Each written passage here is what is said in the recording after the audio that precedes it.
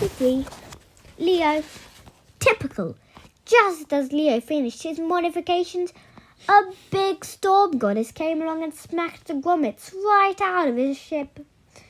After their encounter with Kaimopo, what's her name? The Argo 2 limped through the Aegean, too damaged to fly, too slow to outrun monsters. They fought hungry sea serpents. About every hour, they attracted schools of curious fish. At one point, they got stuck on a rock, and Percy and Jason had to get out and push. The wheezing sound of the engine made Leo want to cry.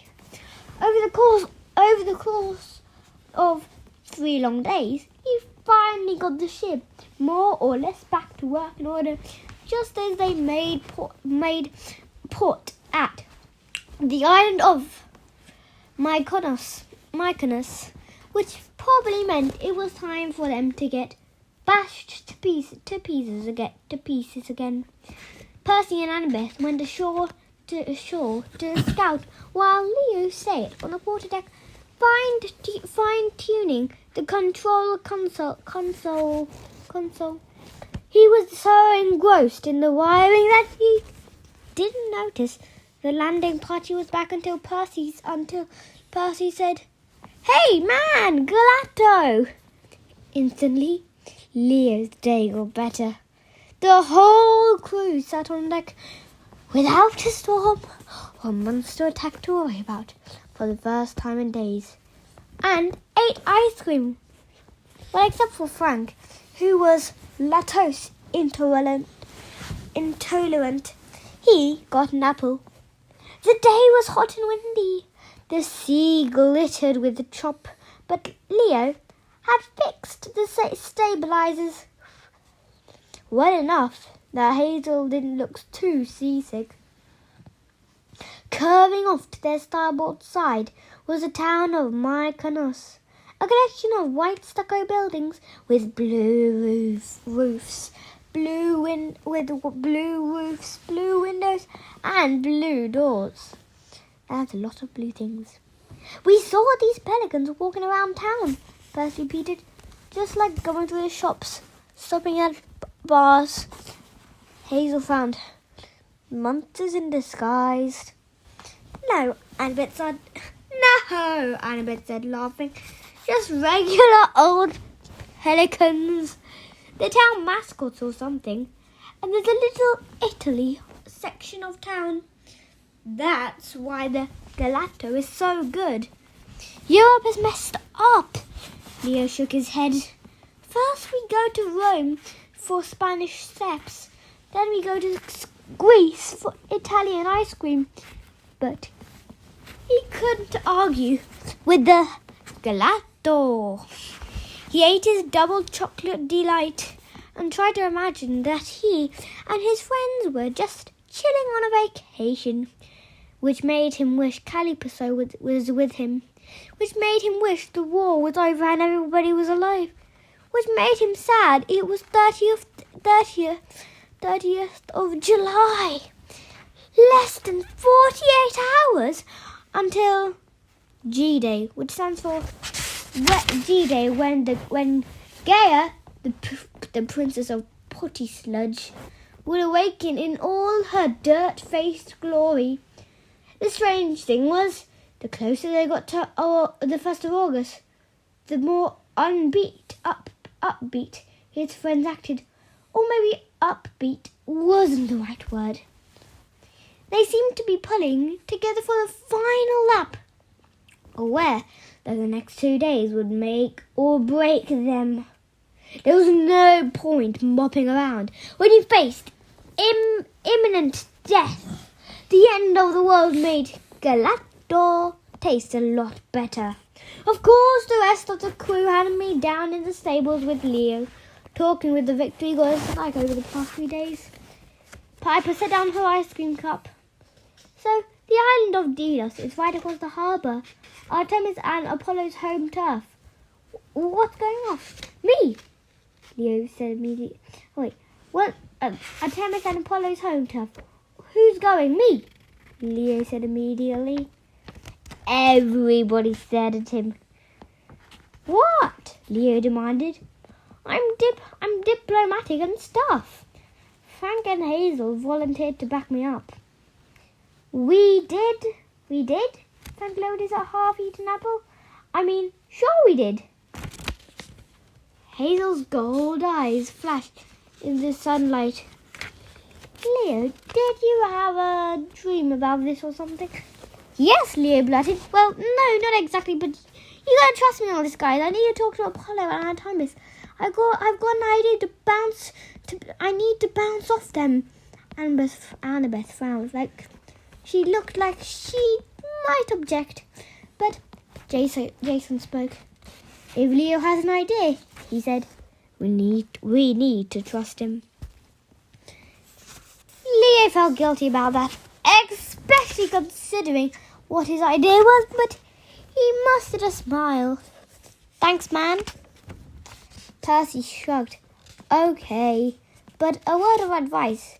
When you see Apollo, don't mention Haiku. Hazel knitted her eyebrows. Why not? Isn't he the god of poetry? Just trust me. Got it. Leo rose to his feet. Oh, and guys, if they have a souvenir shop on Delos, I'm totally bringing you back some Apollo and Artemis bobbleheads. Apollo didn't seem to be in the mood for Haiku. He wasn't selling bobbleheads either. Frank had turned into a giant eagle to fly to Delos, but Leo hitched a ride with Hazel on Orion's back. No offense to Frank, but after the fiasco at Fort Sumter, Leo had become a conscientious objector to riding giant eagles. He had a 100% failure rate. They found the island deserted. Maybe because the seas were too choppy for the tourist boats. The wind-swept hills were barren except for rocks, grass and wild flowers, and, of course, a bunch of crumbling temples. The rubble was probably very impressive. But ever since Olympia, Leo had been on ancient ruins overload. He was so done with white marble columns. He wanted to get back to the US, where the oldest buildings were the public schools of Ye Old McDonald's. They walked down an avenue lined with white stone lions. The faces weathered, almost featureless. It's eerie, Hazel said. You sense any ghosts? Frank asked. She shook her head. The lack of ghosts is eerie. Back in ancient times, Delos was a sacred ground. No mortal was allowed to be born here or die here. There are literally no mortal spirits on this whole island. Cool with me, Leo said. Does that mean nobody's allowed to kill us here? I didn't say that. At the summit of a low hill, look down there. Below them, the hillside had been carved into an amphitheater.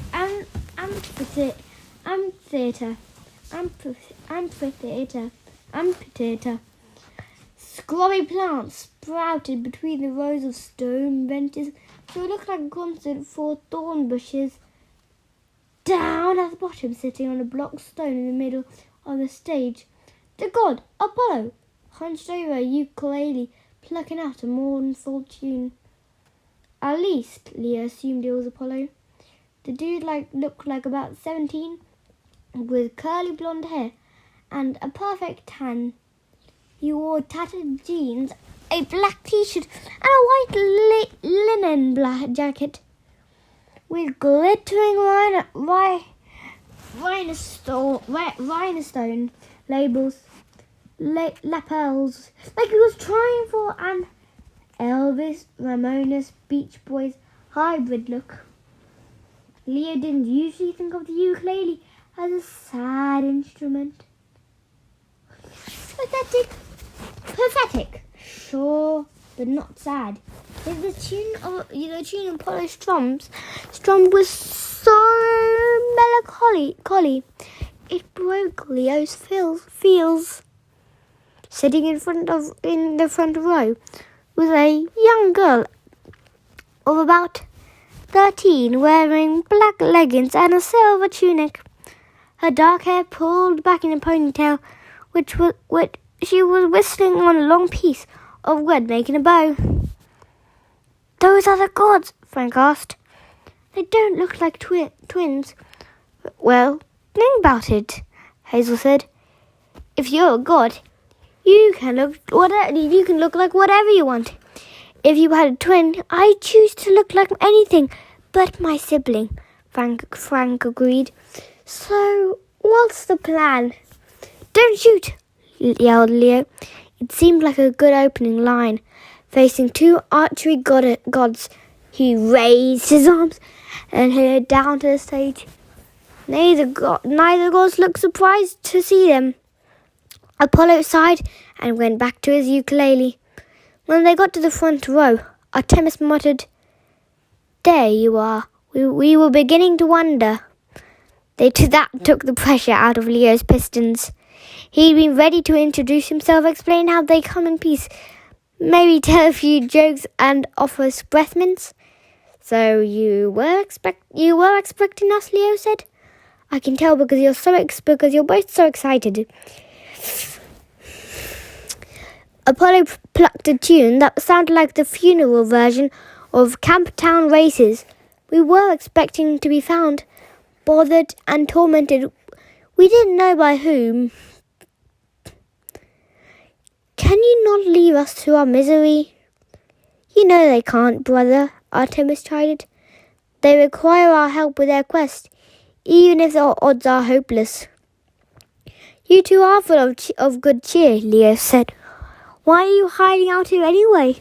Shouldn't you be, I don't know, fighting giants or something?"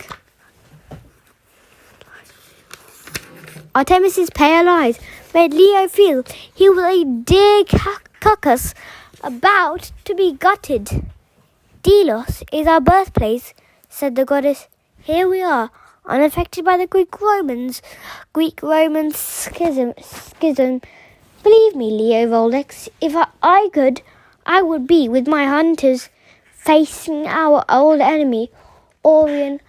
Unfortunately, if I stepped off this island, I will be incapacitated with pain. All I can do is watch helplessly while Orion slaughters my followers.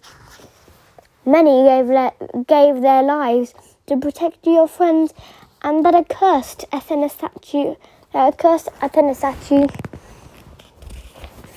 Hazel made a strangled sound. "You mean Nico? Is he all right?" All right," Apollo sobbed over his ukulele. "None of us are all right, girl. Gaia is rising." Artemis glared at Apollo. "Hazel Levesque, your brother is still alive. He is a brave fighter like you. I wish I could say the same for my brother." "You wrong me," Apollo wailed. "I was misled by Gaia and that horrible Roman child."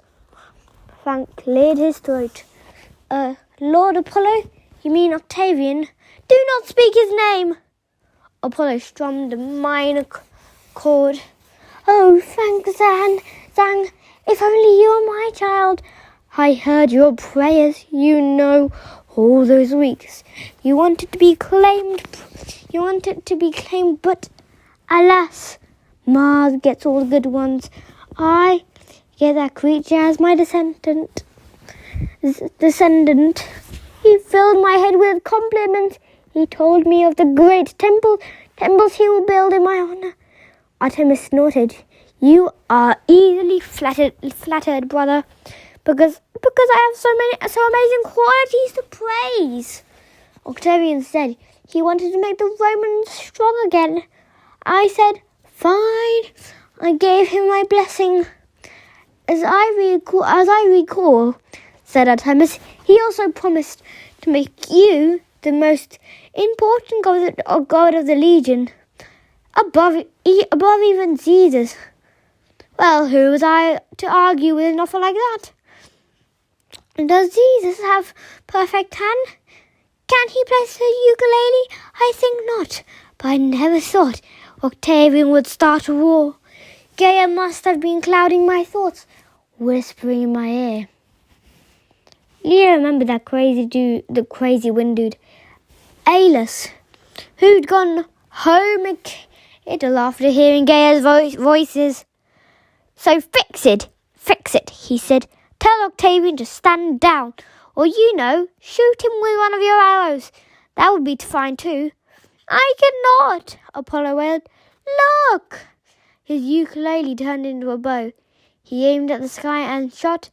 The golden arrow sailed about 200 feet, then disintegrated into smoke. To shoot my bow, I would have to step off Delos, Apollo cried. Then I would be incapacitated, or Jesus would strike me down. Father never liked me. He hasn't trusted me for millennium. And millennium is 1,000 years, by the way. Well, Artemis said, to be fair, there was that time you conspired with Hera to overthrow him. There was a misunderstanding, and you killed some of Jesus' Cyclops. I had a good reason for that. At any rate, now Jesus blames me for everything. Octavian schemes, the fall of Delphi. Wait. Hazel made a timeout sign. The fall of Delphi? Apollo's bow turned back into a ukulele. He plucked a dramatic chord. When the schism began between Greek and Roman, while I struggled with my confusion, Gaia took advantage. She raised my old enemy Python, the great serpent, to repossess the Delphi oracle. That horrible creature is now coiled in the ancient caverns, blocking the magical of prophecy. I am stuck here, so I can't even fight him. Blocking the magical of prophecy. Bummer, Leo said, though secretly he thought that no more prophecies might be a good thing. His to-do list was already pretty full. Bummer indeed, Apollo sighed. Jesus was already angry with me for appointing that new girl, Rachel Dare, as my oracle.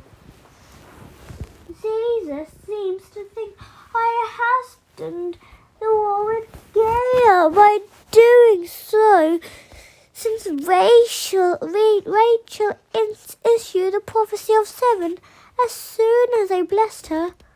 But prophecy doesn't work that way. Father just needed someone to blame. So of course he picked the handsomest, most talented, hopelessly awesome god. Artemis made a gagging gesture. Oh, stop it, sister. You're in trouble too.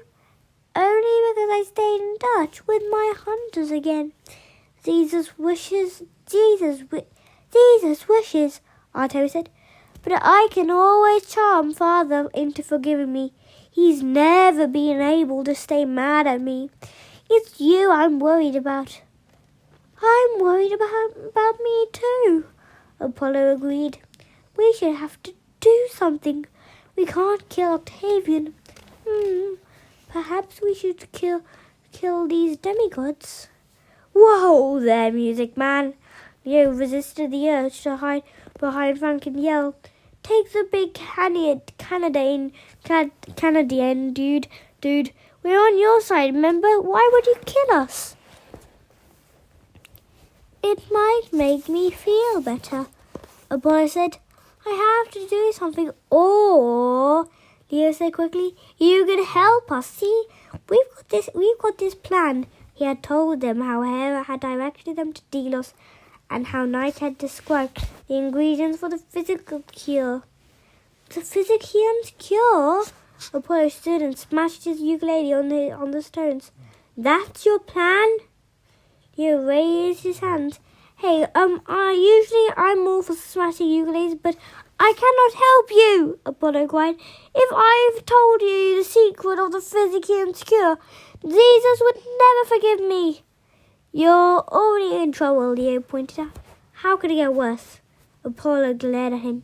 If you knew what my father is capable of, mortal, you would not ask. It would be simpler if I just smote you all. That might please Jesus. Brother, Artemis said. The twins locked eyes and had a silent argument. Apparently Artemis won. Apollo heaved a sigh and kicked his broken ukulele across the stage. Artemis rose. Hazel rescue, Frank-san, come with me. There are things you should know about the 12th Legion. As for you, Leovoldex, the goddess turned those cold silver eyes on him. Apollo will hear you out. See if you can strike a deal. My brother always likes a good bargain. Frank and Hazel both glanced at him like, please don't die. Then they followed Artemis up the steps, off the amphitheatre, and over the crest of the hill. Well, Leovoldex, Apollo folded his arm, his eyes glowing with golden light. Let us bargain then. What can you offer that would convince me to help you rather than kill you? Chapter 34, Leo. A bargain? Leo's fingers twitched. Yeah, absolutely. His hands went to work before his mind knew what he was doing. He started pulling things out of his pockets.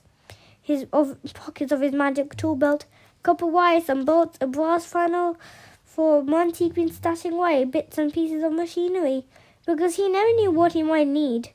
And the longer he used the belt, the more intuitive it became. He'd reach in and the right items would simply appear. So the thing is, Leo said as his hands twisted wire, Jesus is already powered at you, right? If you help us defeat Gaia, you can make it up to him. Apollo wrinkled his nose. I suppose that's possible, but it would be easier to smite you. What kind of ballad would that make? Leo's hands worked furiously, attaching levers, fascinating the metal funnel to an old gear shaft. You're the god of music, right? Would you listen to a song called Apollo Smites a runty little demigod? I wouldn't, but Apollo defeats the Earth Mother and saves the freaking universe. That sounds like a Billboard chart topper. Apollo gazed into the air, as if the envisioning in his name on Mercury. What do you want exactly? And what do I get out of it? First thing, I need advice. He has strung some wires across the mouth of the funnel. I want to know if a plan of mine will work. Leo explained what he had in mind. He'd been chewing on the idea for days, ever since days and came back from the bottom of the sea. And Leo started talking with Nike. A primordial god has been defeated once before, Chymopoliot had told Jason. You know of whom I speak of. Leo's conversations with Nike had helped him fine-tune the plan. But he still wanted a second opinion from another god because once Leo committed himself, there would be no going back. He half hoped Apollo would laugh and tell him to forget it. Instead, the god nodded thoughtfully. I'll give you this advice for free. You might be able to defeat Gaia in the way you describe. Similar to the way Uranus was defeated ages ago. However, only mortal close by would be utterly. Apollo's voice faltered. What is that you have made? What is that you have made? Leo looked down at the contraption in his hands. Layers of copper wires like multiple sets of guitar strings crisscrossed inside the final. Rows of striking pins were controlled by levers on the outside of the cone, which was fixed to a square metal base with a bunch of crank handles. Oh, this! Leo's mind raced furiously. The thing looked like a music box fused with an old-fashioned phonograph. But what was it? A bargain chip? Artemis had told him to make a deal with Apollo. Leo remembered a story the kids in a cabin 11 used to brag about, how their father, Hermes, had avoided punishments for stealing Apollo's sacred cows. When Hermes got caught, he made a musical instrument, the first lyre, and traded it to Apollo, and whom immediately forgave him. A few days ago, Piper mentioned seeing the cave of Pylus, where Hermes hid those cows. That must have triggered Leo's subconscious. Without even meaning to, he'd be able to use musical instrument which kind of surprised him, since he knew nothing about music. Well, Leo said, this is simply quite the most amazing instrument ever. How does it work? Asked the god. Good question, Leo thought. He turned the crank handles, hoping the thing wouldn't explode in his face. A few clear tones rang out, metallic yet warm. Leo manipulated the levers and gears. He recognized that the song that sprang forth, the same wistful melody Calypso sang for him on Odyssey about homesickness and longing. But though the strings of the brass coned, the tune sounded even sad, like a machine with a broken heart, the way Festus might sound if he could sing. Leo forgot Apollo was there. He played the song all the way through. When he was done, his eyes stung. He could almost smell the fresh baked bread from Calypso's kitchen. He could taste the only kiss she'd ever given him. Apollo stared in awe at the instrument. I must have it. What is it called? What do you want for it? Leo had a sudden instinct to hide the instrument and keep it for himself, but he swallowed his melancholy. He had a task to complete. Calypso needed him to succeed. This is the Voldexinator, of course. He puffed out his chest. It worked by translating your feelings into music as you manipulate the gears. It's really meant for me, a child of Hephaestus, to use it, though. I don't know if you could. I am the god of music! Apollo cried. I can certainly master the Voldexinator. I must. It is my duty. So let's wheel and deal, music man, Leo said. I give you this, you give me my Physicuan. You give me the Physicuan's cure. Oh, Apollo bit his godly lip. Well, I don't actually have the Physicuan's cure. I thought you were the god of medicines. Yes, but I'm god of many things. Poetry, music, the Delphi oracle. He broke into a sob and covered his mouth with his fist. Sorry, I'm fine. As I was saying, I have many spheres or influence. Then, of course, I have the whole sun. I have the whole sun god gig, which I inherited from Helios. The point is, I'm more like a general practitioner. For the physician's cure, you would need to see a specialist, the only one who has ever successfully cured death. My son, Olympus, the god of healers. Leo's heart sank into his socks. The last thing they needed was another quest to find another god who would probably demand his own commemorative T-shirt or Voldexinator. That's a shame, Apollo. I was hoping we could make out a deal. Leo turned the levers on his Voldexinator, coaxing out an even sadder tune. Stop! Apollo wailed. It's too beautiful. I'll give you direction to Asclepius. He's really very close.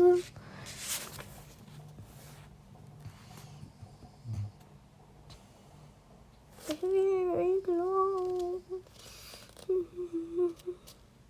How do we know he'll help us? We've only got 2 days until Gay awakes. He'll help, Apollo promised. My son is very helpful. Just plead with him in my name. You'll find him at his old temple in Epidaurus. What's the catch? What's the catch? Well, nothing, except, of course, he's guarded. Guarded by what? I don't know. Apollo spread his hands helplessly. I only know Jesus is keeping Asclepius under guard so he doesn't go running out around the world resurrecting people. The first time Asclepius raised the dead, well, he caused quite an uproar. It's a long story, but I'm sure you can convince him to help. This isn't sounding like much of a deal, Leo said. What about the last ingredient? The curse of Delos. What is it? Apollo eyed the Voldexinator greedily. Leo worried the god might just take it. And how could Leo stop him? Blasting the sun god with fire probably wouldn't do much good. I can give you the last ingredient to you, Apollo said. Then you'll have everything you need for Asclepius to brew the potion. Leo played another verse. I don't know, trading this beautiful Voldexinator for some Delos curse. It's not actually a curse. Look. Apollo sprinted to the nearest patch of wildflowers and picked up a yellow one from a crack between the stones. This is the curse of Delos. You said it. A cursed daisy? Apollo sighed in expression. That's just a nickname. When my mother, Leto, was ready to give birth to Artemis and me, Hera was angry because Caesar had cheated on her again. So she went around to every single landmass on Earth. She made the nature spirits in each place promise to turn my mother away so she couldn't give birth anywhere. Sounds like something Hera would do. I know, right? Anyway, Hera exacted her promises from every land that was rooted on the earth, but not from Delos, because back then, Delos was a floating island. The nature spirits of Delos welcomed my mother. She gave birth to my sister and me, and the island was so happy to be our new sacred home. It covered itself in these little yellow flowers. The flowers are our blessings. Our blessings because we're awesome. But they also symbolize a curse. Because once we were born in Delos, we were born, Delos got rooted in place and wasn't able to drift around the sea anymore. That's why yellow daisies are called the curse of Delos. So I could have just picked any daisy myself and walked away. No, not for the potion you have in mind. The flower would have to be picked by either my sister or me. So what do you say, demigods? Direction to Asclepius on your last magical ingredient in exchange for that new musical instrument. Do we have a deal? Leo hated to give away a perfectly good flower. perfectly good Voldexinator for a wildflower, but he saw no other choice. You drive a hard bargain, music man. They made the trade. Excellent! A boy turned the levers of the Voldexinator, which made it sound like a car engine on a cold morning. Perhaps it'll take some practice, but I'll get it. Now, let us find your friends. The sooner you leave, the better.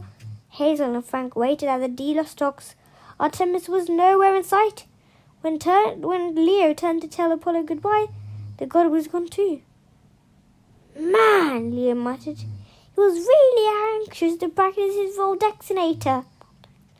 His what? Hazel asked. Leo told him about his new hobby as a genius inventor of musical puddles. Frank scratched his head. And in exchange you got a daisy? It's a fine ingredient to cure death, Sang. It's a super daisy. How about you guys? Learn anything from Artemis? Unfortunately, yes. Hazel gazed across the water where the Argo 2 bobbed at anchor. Artemis knows a lot about missile weapons. She told us Octavian has ordered some surprises for Camp Half-Blood. He's used most of the Legion's treasure to purchase Cyclops' built onagers. Oh no, not onagers, he said. Also, what's an onager? Frank scowled.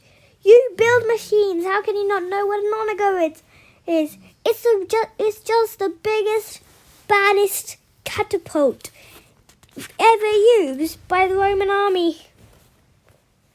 Fine, Leo said, but onager is a stupid name. They should have called it the Voldexapults.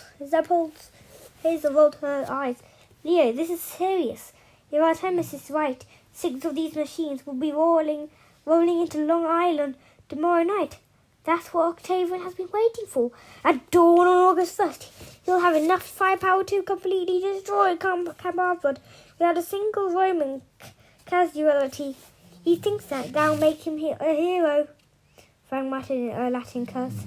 Except he's also summoned so many monstrous allies. The Legion is completely surrounded by wild centaurs, tribes of dog-headed cynofalia, and who knows what else. As soon as the Legion destroys Camp Half-Blood, the monsters will turn on Octavian and destroy the Legion. And then Gale rises, Leo said, and bad stuff happens. In his head, gears turned as the new information clicked into place. All right, this just makes my plan even more important. Once we get this physics healing cure, I'm going to need your help, both of you. Frank glanced at the cursed yellow daisy. What kind of plan? The more he talked, the more shocked they looked. But when he was done, neither of them told him he was crazy. A tear glistened on Hazel's cheek. It has to be this way, Leo said. Knight confirmed it, Apollo confirmed it. The others would never accept it, but you guys? You're Romans. That's why I wanted you to come to Delos with me. You get the whole sacrifice thing. Doing your duty jumping on your sword. Frank sniffled. I think you mean falling on your sword. Whatever, Leo said. You know this has to be the answer. Leo! Frank choked up. Leo himself wanted to cry like a Voldexinator, but he kept his cool. Hey, big guy, I'm counting on you. Remember you told me about that kind of conversation with Mars? Your dad said you have to step up, right? You had to make the call nobody else was willing to make, or the war would go sideways. Frank remembered, but still. And Hazel, Leo said. Crazy Miss Magic, you Hazel. You've got to cover for me. You're the only one who can. My great-granddad Sammy saw how special you were. He blessed me when I was a baby because I think somehow he knew you were going to come back and help me. Our whole lives, Miamiga, they've been leading up to this. Oh, Leo. Oh, Leo. She really did burst into tears then. She grabbed him and hugged him, which was sweet, until Frank started crying too and wrapped them both in his arms. That got a little weird.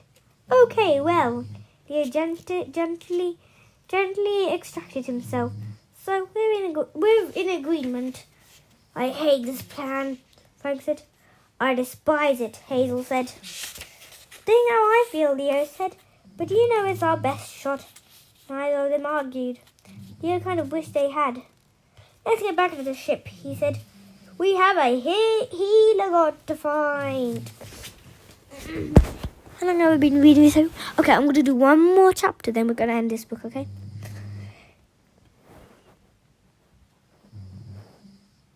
So that's my dad's song.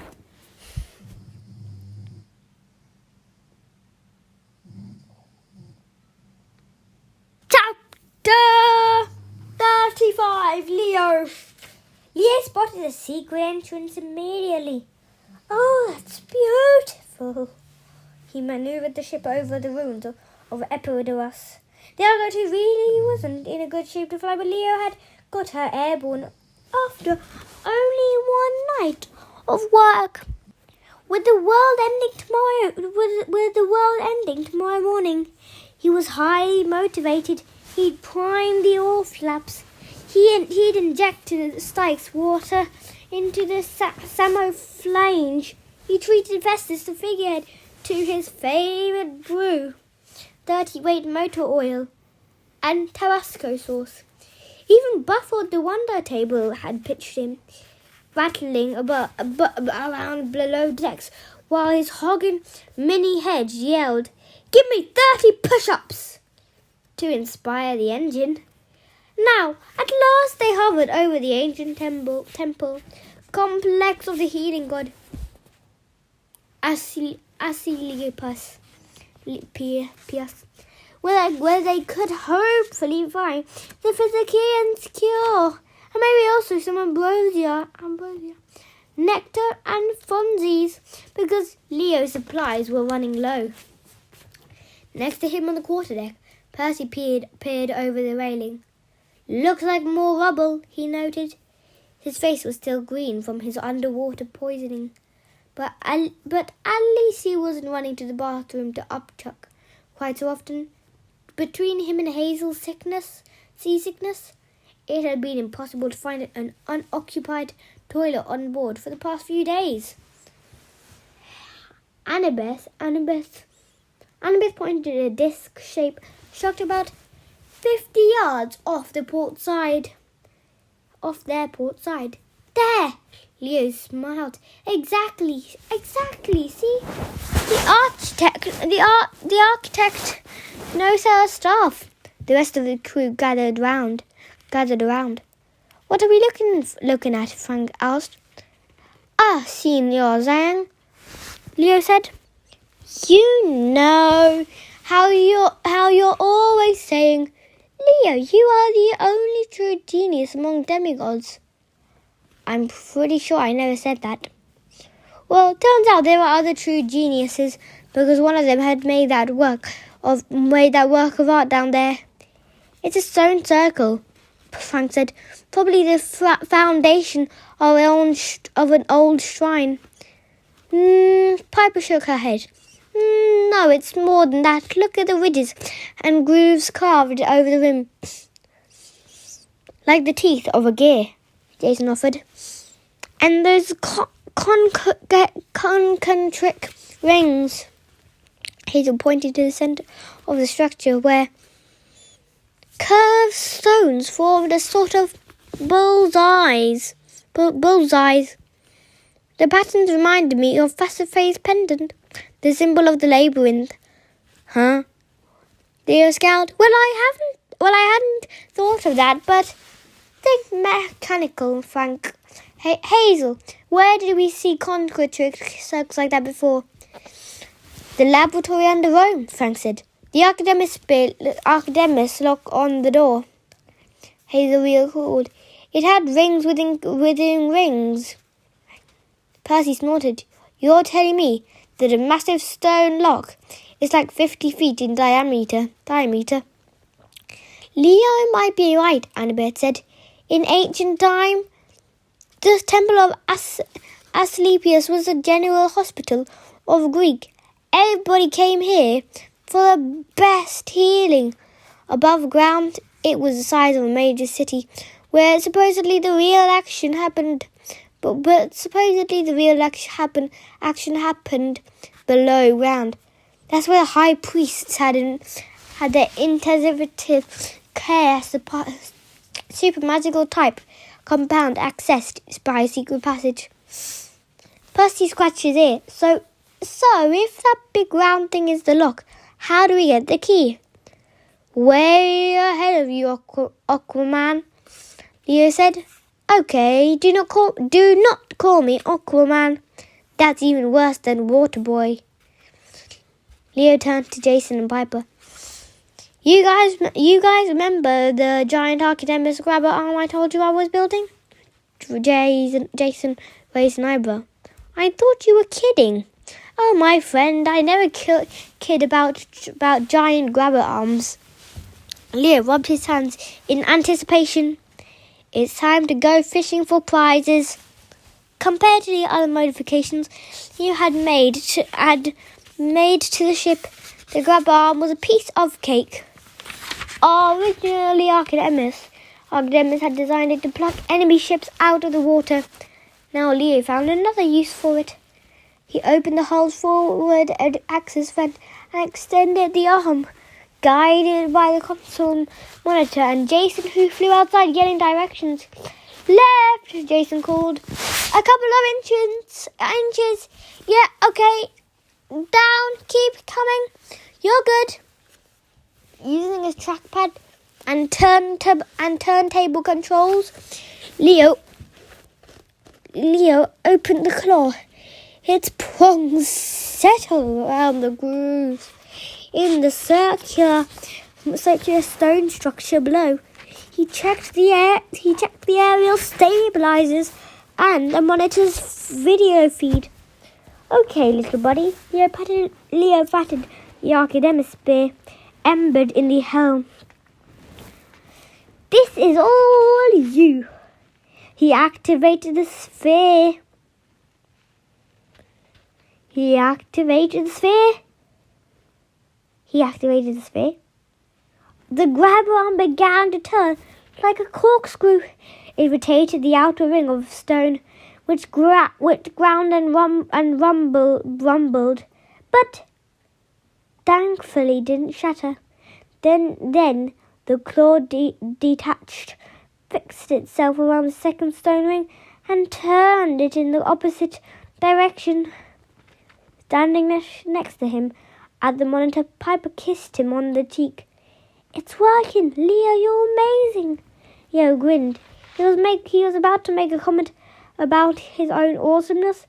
Then he remembered the plan he had worked out with Hazel and Frank, and the fact that he might never see Piper again after tomorrow. The joke sort of died in his throat. Yeah, well, thanks, beauty queen. Below them, the last stone ring turned and settled with a deep pneumatic hiss. The entire 50-foot pedestal telescoped downward into a spiral staircase. Hazel exhaled. Leo, even from up here, I'm sensing bad stuff at the bottom of those stairs. Something large and dangerous. You sure you don't want me to come along? Thanks, Hazel, but we'll be good. He patted Piper on the back. Me and Piper and Jason, we're all pros at large and dangerous. Frank held out the vial of Pylosian mint. Don't break it. Leo nodded gravely. Don't break the vial of deadly poison. Man, I'm glad you said that. Never would have occurred to me. Shut up, Voldex. Frank gave him a bear hug. And be careful. Ribs, Leo squeaked. Sorry. And Beth and Percy wished them luck too. Then Percy excused himself to go throw up. Jason summoned the winds and whisked Piper and Leo down to the surface. The stairs spiraled downward about 60 feet before opening into a chamber as large as Bunker 9, which is to say, ginormous. Which is to say,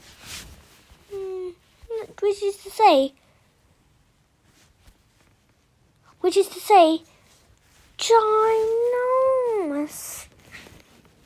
The polished white tiles on the walls and the floor reflected the light of Jason's sword so well that Leo didn't need to make a fire. Rows of long stone benches filled the entire chamber, reminding Leo of one of those mega churches they always advertised back in Houston, at the far end of the room, where the altar would have been. A 10-foot tall statue of pure white alabaster. A young woman in a white robe, a serene smile on her face. In one hand, she raised a cup while a golden serpent coiled around her arm, its head poised over the brim, as if ready to drink. Large and dangerous, Jason guessed. Piper scanned the room. This must have been the sleeping area. Her voice echoed a little too loudly for Leo's comfort. The patients stay here overnight. The god Asclepius was supposed to send them a dream, telling them what cure to ask for. How do you know that? Leo asked. Annabeth told you? Piper looked offended. I know stuff. That statue over there is Hydia, the daughter of Asclepius. She's the goddess of good health. That's where we get the word hygiene. Jason studied the statue warily. What's with the snake and the cup? Not sure, Piper admitted. But back in the day, this place, the Asclepian, was a medical school and, well, as a hospital. All the best doctor priests trained here. They would have worshipped both Asclepius and Hygia. Leo wanted to say, okay, good tour, let's leave. The silence, the gleaming white eye of the creepy smile on Hygia's face. It all made him wanted to crawl out of his skin. But Jason and Piper headed down the center, the aisle towards the statue, so Leo figured he'd better follow. Strewn across the benches were old magazines, highlights for children, Autumn, 20b.c.e, Hephaestus TV, Weekly Products, latest baby bumps. A. The magazine of Asclepius. 10 simple tips to get the most out of your leeching. It's a reception area, Leo muttered. I hate reception areas. Here and there, piles of dust, scattered bones lay on the floor, which did not say encouraging things about the average wait time. Check it out, Jason pointed. Were those signs here? Were those signs here when we walked in? And that door? Leo didn't think so. On the wall to the right of the statue, above a closed metal door, were 2 electronic signboards. The top one read, "The doctor is incarcerated." The sign below that read, "Now serving number 0000000." Jason squinted. I can't read that. It's that far away. The doctor is incarcerated, Leo said. Apollo warned me that Asclepius was being held under guard. Jesus didn't want him sharing his medical secrets or something. $20 and a bottle and a box of fruit lops. That statue is gardening, Piper said. I'm not talking that bet. Leo glanced at the nearest pile, waiting room dust. I guess we take a number. The giant statue had other ideas. When they got within 5 feet, she turned her head and looked at them. Her expression remained frozen. Her mouth didn't move, but a voice issued from somewhere above, echoing through the room. Do you have an appointment? Piper didn't miss a beat. Hello, Hydia. Apollo sent us. We need to see Asclepius. The alabaster statue stepped off her daze. She might have been mechanical, but Leo couldn't hear any moving parts. To be certain, he'd actually have to touch her, and he didn't want to get that close. I see. The statue kept smiling, but she didn't look pleased. May I make a copy of your insurance cards? Well, Piper faltered. We don't have them on us, but no insurance cards? The statue shook her head. An exasperated sigh echoed through the chamber. I suppose you haven't prepared your visit either. Have you washed your hands thoroughly? Yes, Piper said. He looked at his hands, which, as usual, were streaked with grease and grime. He hid them behind his back. Are you wearing clean underwear? The statue asked. Hey, lady, Leo said. That gets personal. You should always wear clean underwear to the doctor's office, chided Hydia. I'm afraid you are a health hazard. You will have to be sanitized before we can proceed. The golden snake uncurled and dropped from her arm. It reared its head and hissed, flashing saber-like fans. Jason said, getting sanitized by large snakes isn't covered by our medical plan. Darn it! Oh, that doesn't matter. Hydia assured him. Sanitizing is a community service. It's complimentary. The snake lunged. Leo had a lot of practice dodging mechanical monsters, which was good, because the golden serpent was fast. Leo leaped to one side, and the snake missed his head by an inch. He rolled and came up, hands blazing as the snake attacked. Leo blasted in the eye, causing it to veer left and smashed into the bench. Piper and Jason went to work on Hydia. They slashed through the statue's knees, felling her like an alabaster Christmas tree. Her head hit a bench. Her chalice splashed steaming acid all over the floor. Jason and Piper moved in for the kill, but before they could strike, Hydia's legs popped back on like they were magnetic. The goddess rose, still smiling. Unacceptable, she said.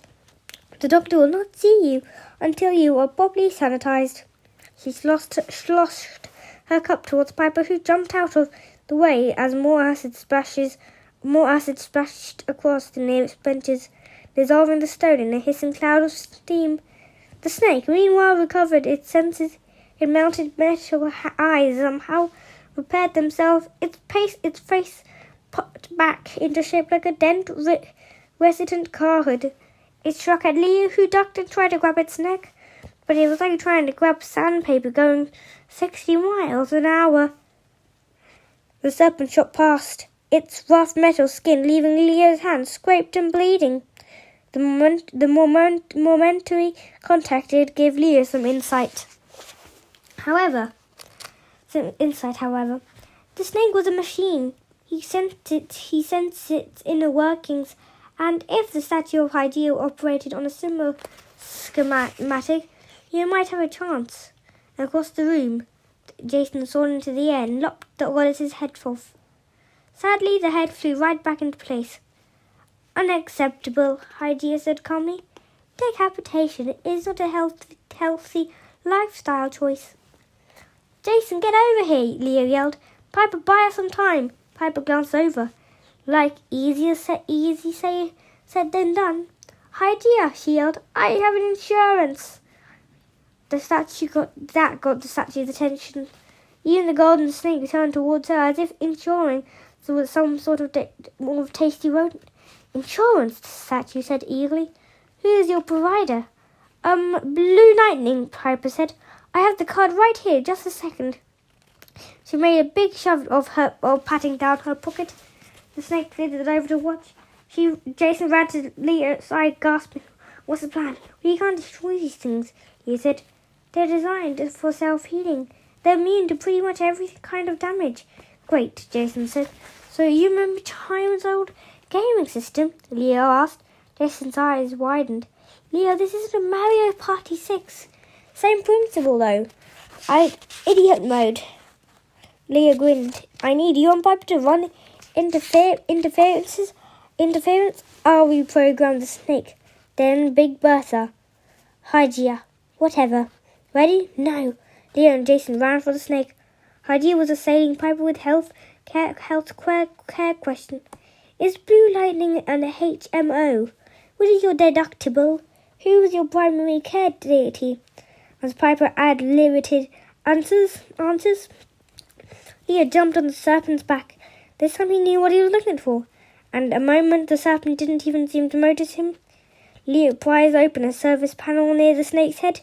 He held on with his legs, trying to ignore the plain and sticky blood on his hands, and he redid the serpent's wiring. Jason stood by ready to attack, but the snake seemed transfixed. But Piper's problem with blue lightning's coverage. Then the advice nurse said I had to call a service centre, Piper reported, and the medications weren't covered by my plan. And the snake lurched as Leo connected the last two wires. Leo jumped off and the golden serpent began to shake uncontrollably. Hygia whirled to face them. What have you done? My snake requires medical assistance. Does it have insurance? Piper asked. What? The statue turned back to her, and Leo jumped. Jason summoned a gust of wind, which boosted Leo onto the statue's shoulders like a little kid at a parade. He popped open the back of the statue's head as she staggered around, sloshing acid. Get off, she yelled. This is not hygienic. Hey, Jason yelled. Flying circles around her. I have a question about my deductibles. What? The statue cried. Hygia, Piper shouted. I need an invoice submitted to Medicare. No, please. Leo found the statue's regulator chip. He clicked a few dials and pulled some wires, trying to pretend that Hygia was just one large, dangerous Nintendo game system. He reconnected her circuits, and Hygia began to spin, hollowing and flailing her arms. He jumped away, barely avoiding an acid bath. He and his friends backed up while Hygia and her snake underwent a violent religious experience. What did you do? Piper demanded. Idiot mode, Leo said. Excuse me? Back at camp, Jason explained. Sharon had this ancient gaming system in the rec room. Even I used to play with it sometimes. You'd compete against, like computer-controlled opponents comes, and they had 3 difficult options, Leo said. Easy, medium, and hard. I've played video games before, Piper said. So what did you do? Well, I got bored with those settings, Leo shrugged. So I invented a 4th difficulty. Level idiot mode. It makes the comms so stupid it's funny. They always choose exactly the wrong thing to do. Piper stared at the statue and snake, both of which were withering and starting to smoke. Are you sure you set them to idiot mode? We'll know in a minute. When you set them to extreme difficulty, then we'll know that too. The snake stopped, shuddering. It crawled up and looked around as if bewildered. Hygia froze and a puff of smoke drifted from her right ear. She looked down at Leo. You must die, hello! You must die! She raised her cup and poured acid over her face. Then she turned and marched face first into the nearest wall. The snake reared up and slammed its head repeatedly into the floor. Okay, Jason said. I think we have achieved idiot mode. Hello, die! Hygia backed away from the wall and face slammed it again. Let's go. Leo ran for the metal door next to the dais. He grabbed the handle. It was still locked, but Leo sensed mechanisms inside, wires running up the frame connected to. He stared at the 2 blinking signs above the door. Jason, he said, give me a boost. Another gust of wind levitated him upward. Leo went to work with his pillars, reprogramming the signs until the top one flashed. The doctor is in the house. The bottom sign changed to read, now serving all the ladies love Leo. The metal door swung open and Leo settled to the floor. See, the weight wasn't so bad. Leo grinned at his friends. The doctor will see us now. Right, everybody, that will be the end of me reading you for today's 1 hour storybook time. So, bye-bye, everybody, and thank you for listening to this storybook that I just read you.